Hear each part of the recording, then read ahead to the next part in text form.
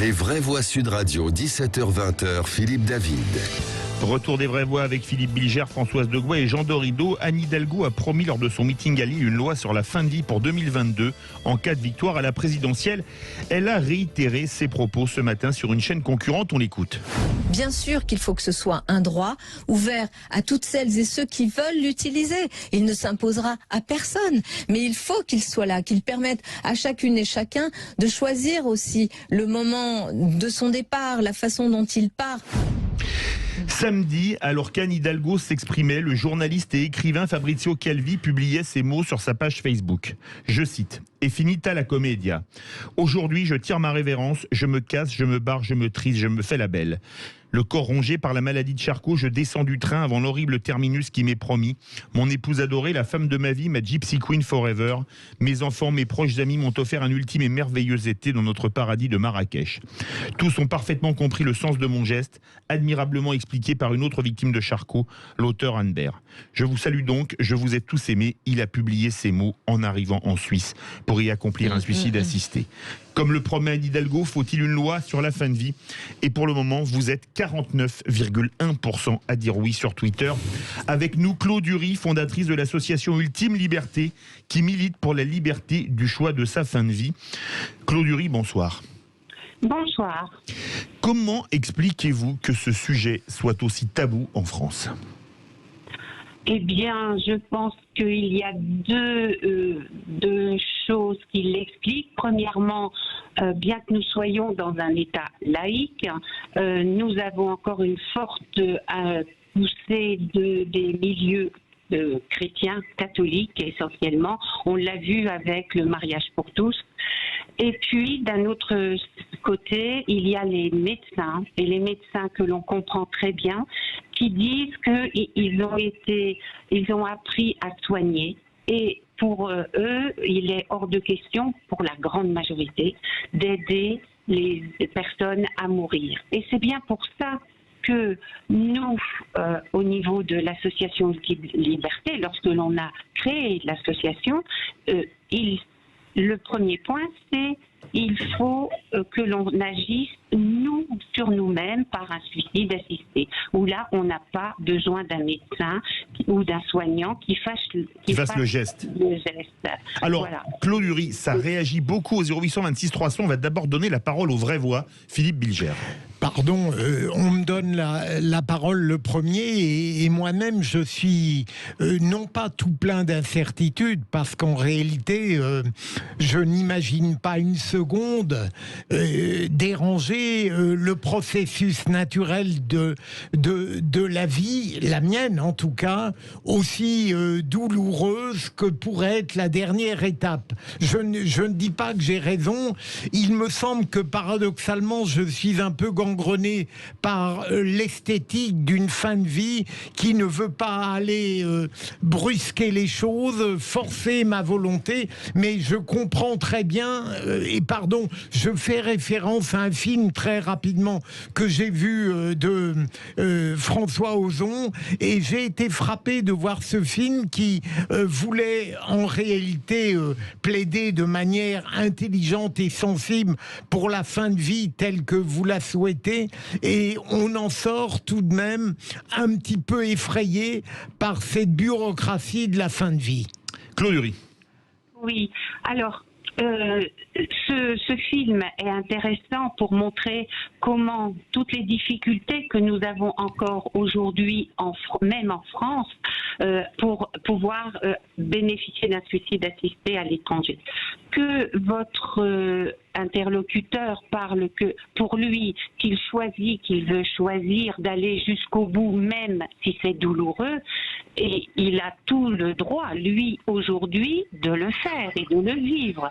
En revanche, quelqu'un qui veut abréger ses souffrances et qui ne veut pas subir la dégradation physique ou psychique, donc cette personne, elle, aujourd'hui, n'a le droit que d'aller à l'étranger, et avec beaucoup de réticence. On l'a vu dans ce film qui est quand même non pas une fiction, mais un documentaire réalisé. Françoise Degois. Que dire? Moi, je suis absolument Je suis pour les droits qui n'enlèvent rien aux autres, qui sont pas des obligations pour tout le monde, pour les droits. Le droit de mourir dans la dignité, je comprends très bien. Je re-regardais pour me rafraîchir la mémoire, qu'est-ce que c'est la maladie de Charcot? Parce que là, c'est une horreur. Voilà, c'est ce qu'on appelle également sclérose latérale amyotrophique. Il y a les deux noms. Voilà, je donc c'est une dégénérescence telle qu'à la fin vous pouvez même plus respirer. Donc vous avez le droit, c'est inévitable, c'est inéluctable. Je comprends qu'on puisse décider. J'entends ce que dit Philippe Bilger. Je ne sais pas quelle serait mon attitude. Moi, j'en sais rien. Laisser aller au bout le processus naturel ou décider de l'interrompre. Mais je pense que donner ce droit-là n'enlève rien à personne. Finalement, ne brise pas, comment dirais-je, mais le but, c'est de l'imposer à personne, ce qu'a dit Anne Hidalgo. C'est ça, on ne l'impose à personne, mais on rajoute un droit à quelqu'un. Et je suis toujours assez fasciné de voir à quel point on peut se déchaîner quand des droits sont donnés à des gens sans que ça vous enlève rien à vous-même. On appelle ça le progrès quand même, je pense. Claude Dury. Oui. Alors, par rapport à ce que propose Anne Hidalgo, et on l'a bien entendu au moment de ce qui s'est passé à l'Assemblée nationale avec la proposition de loi de M. Falorni, il s'agit de la loi que la DMD à laquelle j'appartenais jadis, cette loi... L'association pour défense, pour le droit à mourir dans la dignité, je l'explique. Dans la dignité que j'ai quittée pour fonder Ultime Liberté, parce que ce droit n'est possible que pour les personnes qui sont en fin de vie, très très malades, avec des souffrances inapaisables. Et c'est pas ce qu'on veut. On veut pas aller jusqu'à cette étape. Et je voudrais donner, ce n'est pas utopique, ce qu'on avance, parce que les Allemands sont en train de le faire. La Cour constitutionnelle allemande a reconnu à chaque individu l'autonomie, son autonomie, dans le choix de choisir sa vie ou de choisir sa mort, quel que soit son état de santé.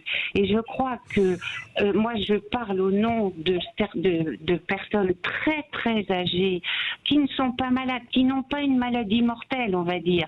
À 95 ans, 97 ans, on a des adhérentes, beaucoup de femmes adhérentes comme cela, et qui elles ne veulent pas se trouver dans un état de dépendance où on va les avec laver. Alzheimer par exemple. Ou pas, où on va les laver, elles ne peuvent plus marcher, elles n'entendent plus, elles ne voient plus beaucoup. Donc, dans cet état de dépendance où elles vont attendre sur un lit pour la mort, une mort dite naturelle. Jean Dorido. Et après, on part au 0826 300 300, ça réagit beaucoup. À l'instar de mes collègues, c'est vrai que c'est très difficile d'avoir des positions tranchées et radicales sur le sujet. Maintenant, bon, c'est vrai que peut-être pour contrebalancer ce qui a pu être dit, il y a toujours quelque chose d'extrêmement anxiogène dans l'idée de laisser les clés sur la fin de la vie. C'est vrai qu'il y a cette idée que la vie est une espèce de miracle. C'est un mot certes un peu mystique et en même temps c'est un fait. Et pour le meilleur et pour le pire. Alors bien sûr, le droit à mourir de la dignité, c'est essentiel. Monsieur Leonetti, me semble-t-il, a fait quand même un très très bon travail sur le sujet, avec tous les philosophes, tous les sages, je dirais, tous les savants qui ont été mobilisés pour l'occasion. Et c'est vrai que l'idée de laisser le choix comme ça, ce qui se fait effectivement en Suisse, n'importe qui peut décider de s'offrir un suicide. C'est sûr que j'aurais tendance à avoir un peu froid dans le dos, comme ça, à brûle-pourpoint. Je trouve ça quand même assez anxiogène, assez inquiétant. Claude Dury. Anxiogène pour qui? Je crois que le fait de penser à sa mort, de penser à ce qui peut advenir et donc d'anticiper le pire ou d'anticiper le meilleur, ça permet, et justement quand on a la solution, on sait ce que c'est la potion létale qui est le pentobarbital. Lorsqu'on a cette solution chez soi, eh bien, croyez-moi, on recule même le moment où on va dire stop, ma qualité de vie ne me convient plus, j'arrête. Pardon, Madame Uri, maintenant, anxiogène pour qui? C'est-à-dire anxiogène pour quelqu'un moi c'est mon métier, je suis psychologue, je sais à quel point la solitude peut faire du mal, je sais à quel point dans notre société, des personnes sont malheureuses au fond du gouffre parce qu'elles sont seules en réalité. Comme vous dites, elles ne sont ni malades, ni en fin de vie, elles sont seules. Et je trouverais absolument effrayant que ces personnes finalement fassent le choix d'une solution inéluctable de mettre fin à leur jour, alors qu'il y aurait quand même d'autres choses à faire pour qu'elles soient moins seules et qu'elles apprécient cette chance qu'elles ont d'être en vie. Claude Uri, brièvement, parce qu'on part au 0826 300 300. Donc, moi, ce que je vais terminer là-dessus. Où est la liberté individuelle? C'est à nous, personnes humaines, ça n'existe pas l'individu, nous sommes des animaux sociaux. Ah ben non, on est peut-être dans une société, on se prépare, on prépare notre entourage de manière à ce que le jour où ça devient impossible par rapport à notre qualité de vie que l'on souhaite poursuivre ou pas, que notre entourage soit prêt. Donc tout ce travail-là est fait en amont et notre mort n'est pas un tabou. La mort, c'est inéluctable, c'est la fin de la vie. Dès la naissance, on sait qu'on va mourir. Donc, autant la préparer bien longtemps à l'avance. Pourquoi on n'en parle pas à l'école? Pourquoi on n'en parle pas philosophiquement avec les enfants? Les enfants n'ont pas ce problème de l'angoisse. Ils savent que la vie naît et la vie et on meurt. Claude Uri, ça réagit beaucoup au 0826 300 300. On prend la direction de Bordeaux. Bonsoir Frédéric. Bonsoir tout le monde. Et vous êtes contre une loi sur la fin de vie? Moi, je suis fou de rage là, quand j'ai entendu ça tout à l'heure, parce que alors, je vais dire un mot grossier parce que je n'en vois pas d'autre. C'est encore une connerie monumentale d'une pauvre femme, Madame Hidalgo, qui ne comprend à peu près rien. Ça, c'est votre point de vue. Et qui veut mettre ça sur le tapis pour se faire mousser. La fin de vie, c'est tellement compliqué. Il y a des situations tellement variées, il y a des personnes qui voient arriver ça de façon relativement sereine et courageuse. Il y en a d'autres qui sont complètement paniquées. Il y en a d'autres qui n'ont plus leur conscience. Il y a des familles qui sont proches. Il y a des familles qui sont en conflit. Il y a des familles qui sont tout simplement absentes. J'ai travaillé 6 ans en gériatrie. Ensuite, je suis allé en psychiatrie. J'ai travaillé en neuropsychiatrie. J'ai travaillé en en dermatologie. Il y a des fins de vie qui sont extrêmement compliquées. On a déjà plein d'outils. Ce qui est important, c'est que les gens se sentent entourés, sentent qu'il y a quelqu'un derrière. Si c'est pas la famille, que les soignants soient à côté. Là, j'aime pas beaucoup Axel Kahn. Je l'ai entendu dire une chose qui m'a plu. Il parlait justement de l'euthanasie. Effectivement, il y a des personnes qui peuvent choisir de se faire euthanasier, pourquoi pas. Mais il disait que les personnes qui, lorsqu'ils sont en pleine santé, demandent à être euthanasiés, lorsqu'ils arrivent près de la fin de vie et qu'ils voient qu'ils sont entourés, qu'ils voient qu'ils vont être accompagnés, qu'ils voient que leur douleur va être prise en charge, leur douleur morale et physique, là, leur décision d'être euthanasiés change. Très souvent, d'après ce que je l'ai entendu dire. Ensuite, on a des produits et on le fait déjà. Moi, je l'ai déjà pratiqué de façon. C'est pas une question qu'on cherche à euthanasier les personnes, mais c'est que lorsqu'ils arrivent dans des moments vraiment difficiles, on injecte des produits qui aident à calmer l'angoisse, à calmer les sensations d'étouffement. Et petit à petit, ce sont des produits qui, petit à petit, font diminuer votre conscience, diminuer votre réactivité, diminuer votre état physique.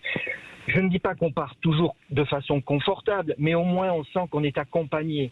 Et les situations sont trop variées. Je redis encore, il y a différentes pathologies et il y a différents milieux individuels et familiaux. C'est trop varié. Et surtout que les politiques nous ont montré depuis toutes ces dernières années, depuis 30 ou 40 ans, que quand ils s'occupent de quelque chose, et surtout au dernier moment, comme le dit Madame Hidalgo, parce qu'il y a les élections, la plupart du temps, c'est bâclé, c'est foireux, c'est pourri. Mais d'abord, je voudrais juste... Frédéric, on écoute France de Gouin, mais parce qu'on nous attend aussi. On a un auditeur qui est pour une loi aussi. Voilà, moi, écoutez, d'abord, on parle pas comme ça des gens. Ensuite, ça fait très longtemps qu'on travaille sur l'euthanasie. Je rappelle ce qu'a dit Jean Dorido, il a raison. Jean Leonetti a fait des choses remarquables. Il y a beaucoup de députés, pour des raisons personnelles aussi, parce qu'ils ont vécu ça dans leur vie. Je ne comprends pas vous avez travaillé, donc vous savez ce qu'est la fin de vie. Je ne comprends pas pourquoi pourquoi vous êtes dans cette... Je sens une grande colère, quelque chose de très colérique sur un droit, je le redis, qui n'enlève rien aux autres et qui ne devient pas une obligation. Voilà, c'est ça que je comprends pas. C'est comment on peut être vent debout pour ça, alors que ces questions sont travaillées. C'est un choix individuel qui ne sera imposé à personne et qui est quelque chose où on vous donne le droit de. On part au 0826 300 300, ça fait beaucoup réagir et on a, direction l'Aveyron, on a Régis qui lui est pour une loi. Bonsoir Régis. Oui, bonsoir à tout le monde. Bonsoir, Régis. Oui, alors effectivement, je suis favorable à cette loi, tout simplement, à une loi, à préciser évidemment dans les détails, c'est pas obligatoirement les propositions de Madame Hidalgo, tout simplement parce qu'il faut mettre fin, je crois, à ce qui est à la fois une hypocrisie pour certains et d'autre part une injustice sociale. Tout le monde sait que malheureusement, donc il y a une inégalité devant la mort comme il y a une des inégalités durant la vie, et les gens qui, par exemple, sont dans le milieu médical ou proches de ce milieu trouvent toujours des moyens pour enfreindre la loi, puisque c'est le cas quand ils pratiquent une forme d'euthanasie. Et puis les gens qui ont les moyens peuvent aussi se payer une mort douce à l'étranger, mais elle coûte cher, notamment en Suisse, on le voit, on l'a vu dans les reportages. Et donc il faut absolument, alors que pour les pauvres, pour les gens qui n'ont pas les moyens, eh bien, ils n'ont qu'à souffrir jusqu'à leur dernier soupir. Et c'est tout à fait inacceptable à notre époque.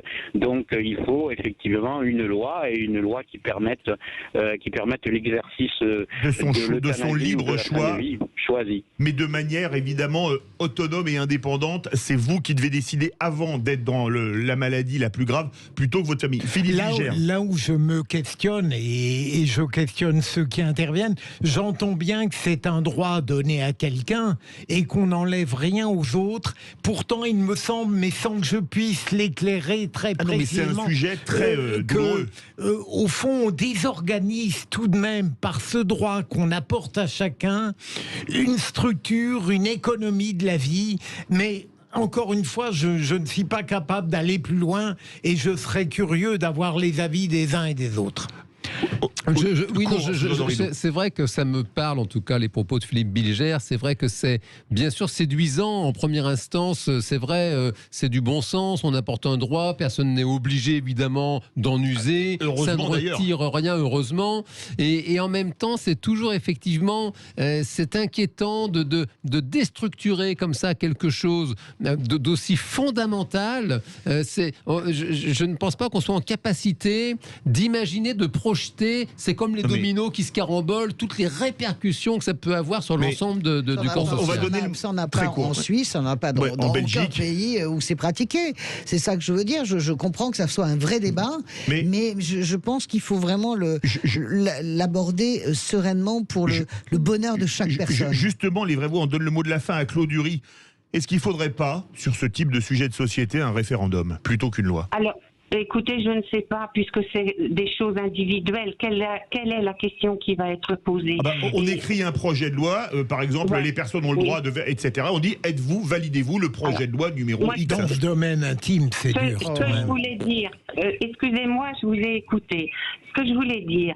N'oubliez pas aujourd'hui les 3000 personnes âgées de plus de 65 ans qui se suicident de manière violente, avec une arme, avec une corde. Et donc ces personnes-là, elles se suicident préventivement parce que justement, elles ne veulent pas subir, elles ne veulent pas aller en EHPAD, elles ne veulent pas. Et quelle structuration de la société ? On laisse la famille dans un état de désarroi total parce qu'ils ne savent pas pourquoi ils sont passés au geste. Qu'est-ce qu'ils n'ont pas fait? Alors que lorsqu'on prépare sa mort et lorsqu'on anticipe et que la famille n'est pas toujours partie prenante, mais au moins elle sait, là c'est quelque chose de beaucoup plus serein et pour chacun de savoir que l'on peut anticiper et projeter, se projeter.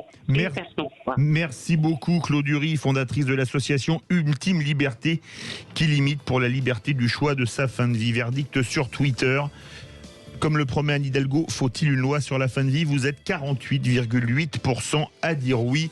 Tout de suite, on va prendre la direction de Nice avec Philippe Rossi pour un restaurant. C'est beaucoup plus léger, avec un menu très original, vous allez le voir. Restez bien avec nous dans Les Vraies Voix.